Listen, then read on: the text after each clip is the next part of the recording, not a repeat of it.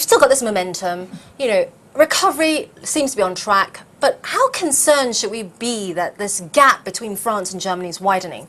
We should be a bit concerned. You know, France is the second biggest economy in the Eurozone.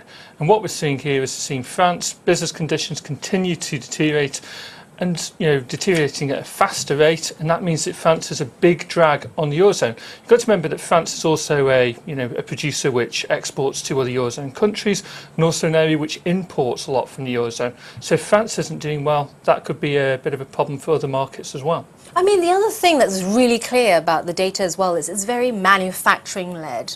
When are we going to see the services part of the economy really push forward? We'll see that start to push forward when domestic markets start to recover. Now, as you say, lopsided towards manufacturing, and manufacturers have been boosted in recent months by good recovery in global trade volumes and trade flows. And that's been good for Germany. And that's been good for Germany. Germany's particularly good at that. And with the China numbers we have showing China stabilises, Germany also exports a lot to China, so that's beneficial for them as well.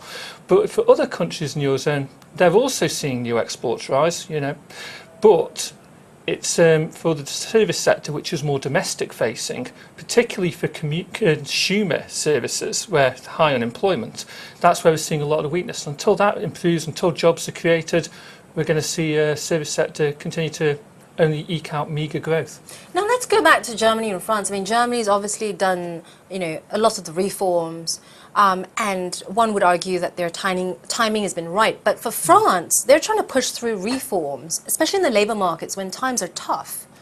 So surely we're going to see that this gap will continue widening for some time.